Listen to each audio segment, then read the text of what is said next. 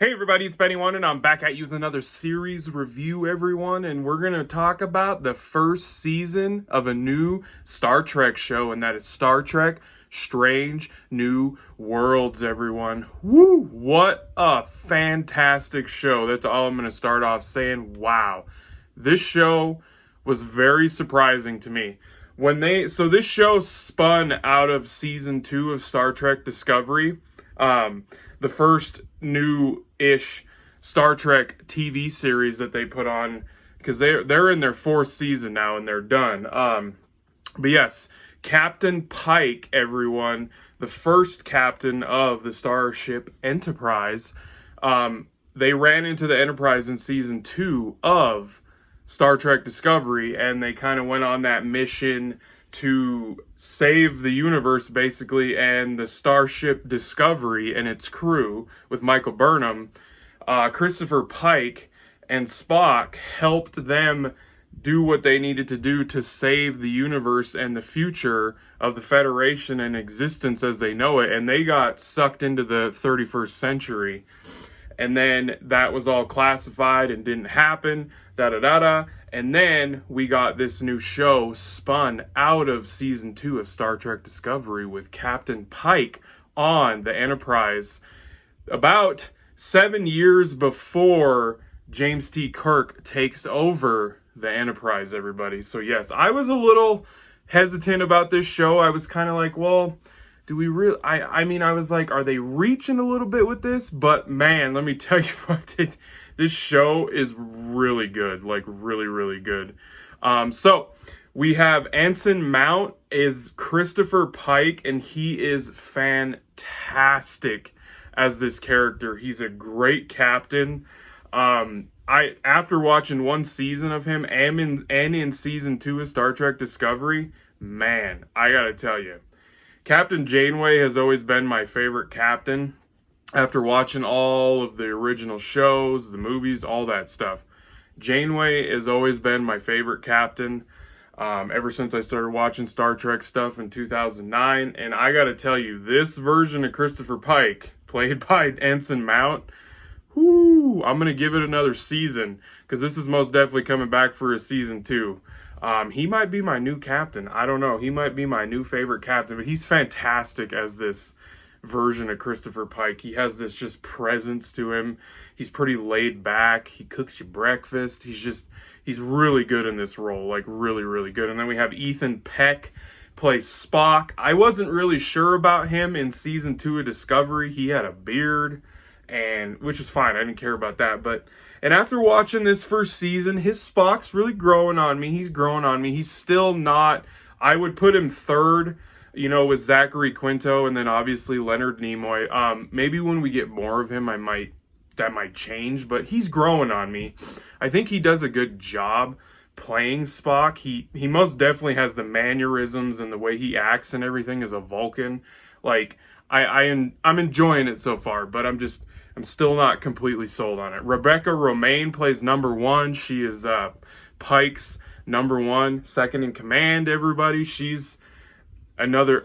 everybody in this show is fantastic. They were all almost pretty much perfectly cast for the most part, especially some of the characters that stay on the Enterprise and serve under James T. Kirk, everyone. That is correct. And then we have... and one of the ones that does that is Celia Rose Gooding plays Nyota Uhura, everyone, and she is an ensign. She first comes to the Enterprise when this show starts. Like, she just got there to serve as an ensign, and they really do some exploring with her character about how she really is not sure if she wants to be in Starfleet, and she thinks she's just going to do her ensign stuff, and once it's over, she's probably going to go do something else. So they rattle with that throughout this first season, which I love. And the actress does a fantastic job playing her. Like, seriously. Melissa Naiva plays Erica Ortegas. Awesome. She's she pilots the Enterprise.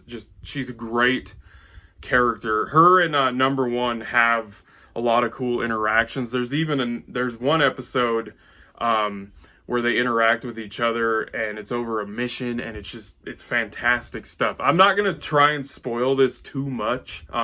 There will be some minor spoilers in this, because when you talk about a season, it's hard not to spoil it. Let's see, we got Jess Bush plays Christine Chapel. That's right, Nurse Chapel, everyone, and she is great. She is great in this show. One of my favorite characters. Her and Spock, actually, they are really hinting that her and Spock are going to have this little relationship. Like, they really teased it quite a few times in this first season.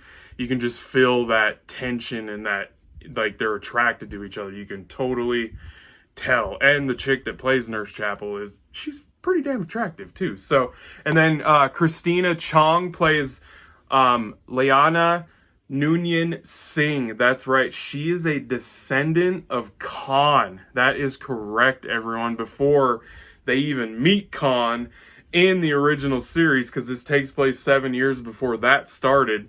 Like, man, she's a descendant of Khan, and she's actually a survival, like one of the only people that survived from a colony that got attacked by the Gorn.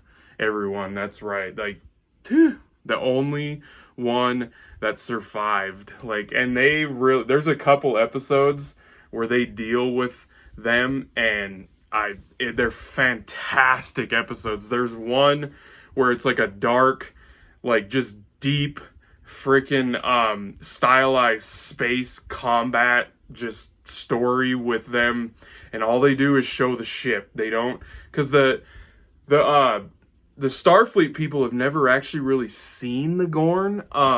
They know they're an alien race that are hunters, and they're vicious, and they just murder and kill, and they do a good job in this first season of not showing them, and just great shit. And then Paul Wesley was cast as James T. Kirk in this, and he doesn't pop up until the very last episode, and he's actually in the last episode, and it's from a future down the road, 7 years down the road, that because of what's going on with Christopher Pike in this, because if you watch the original series, Pike gets into an accident when he's saving some people. He gets into an accident and he's really injured, and he ends up in this weird looking wheelchair thing. He's all burnt up and melted, and that's why Kirk takes over the Enterprise.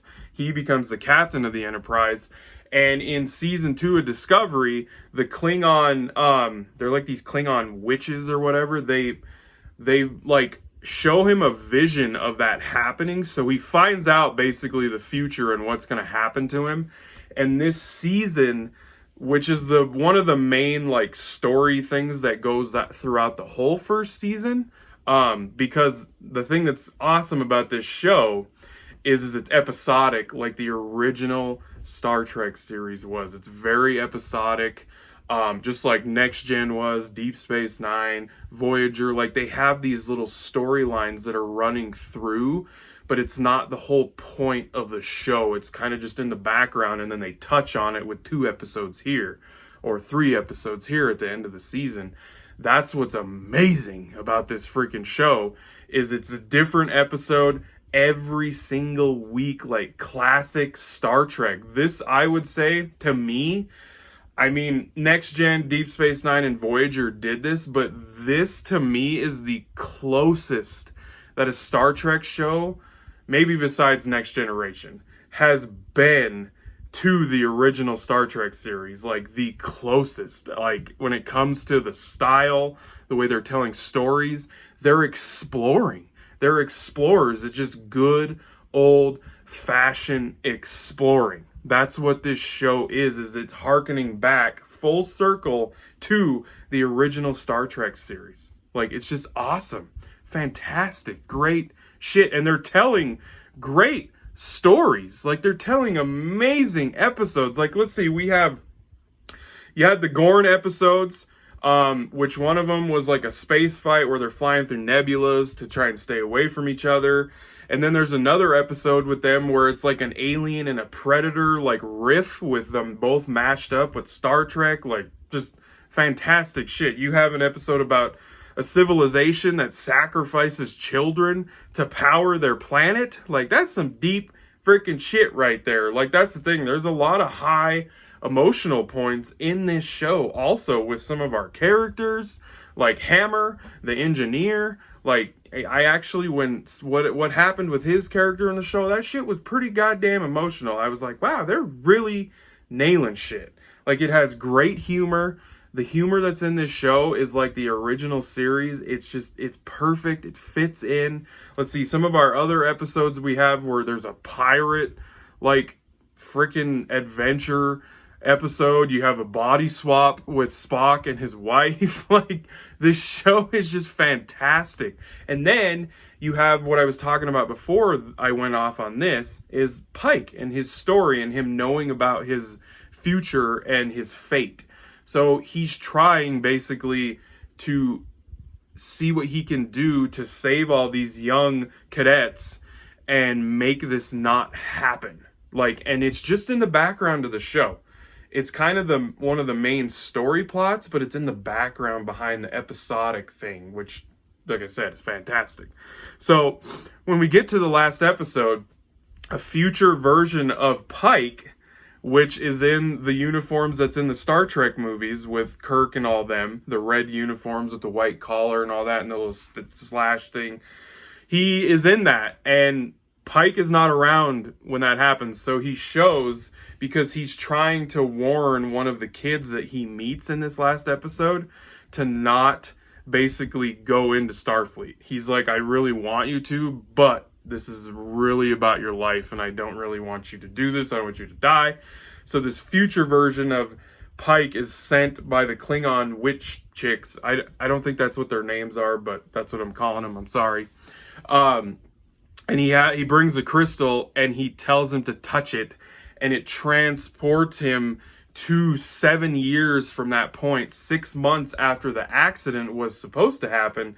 And he tells him that you can't do this, like, and I need to show you why, because the ramifications of you changing your future and saving all these kids and everything, the ramifications of this are not good, and I need to show you why. So he touches the crystal, he goes 7 years into the future, and there's something with Romulans going on. They have a conflict with Romulans, and then Kirk is not the captain of the Enterprise at this point, and he should have been at this point because of the accident with Pike. So then Kirk is the captain of another ship, and they end up teaming up together and working together because this Romulan ship has this crazy weapon, and they can cloak, and they literally blow up a space, like, outpost. They totally destroy the asteroid with the outpost on it. So it's basically an act of war, and Kirk and Pike are kind of like, you know, having their different ideals going up against each other on what they should do, what they shouldn't do. And I will say that Paul Wesley's Kirk, I am not sold on this guy. I realize it's only been one episode, and I know he was cast to be in season 2, so we are going to see more of him. Oh, Kirk's brother also serves on the Enterprise too, which I found really interesting. I didn't really know about any of that, so that's kind of cool. But basically the fate of what happens with him trying to stop this accident happening to him and ruining his life and basically making it so he doesn't live very long, it changes everything. They get into by the end, the thing that he finally figured out is it causes a war with Romulan. Like, it causes a war.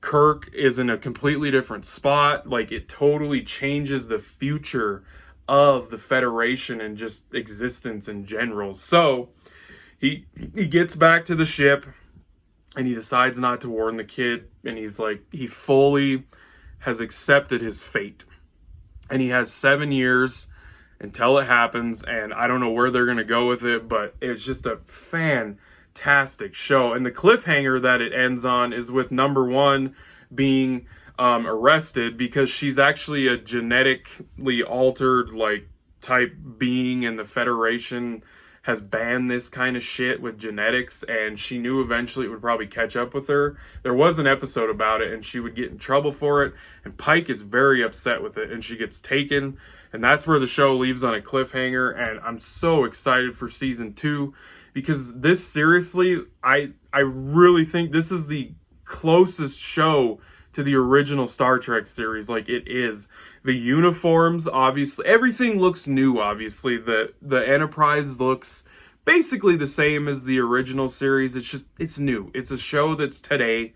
The bridge looks basically the same. It's obviously bigger and more spread out and looks fancier, but they basically modeled and designed everything, whether you're talking about the uniforms.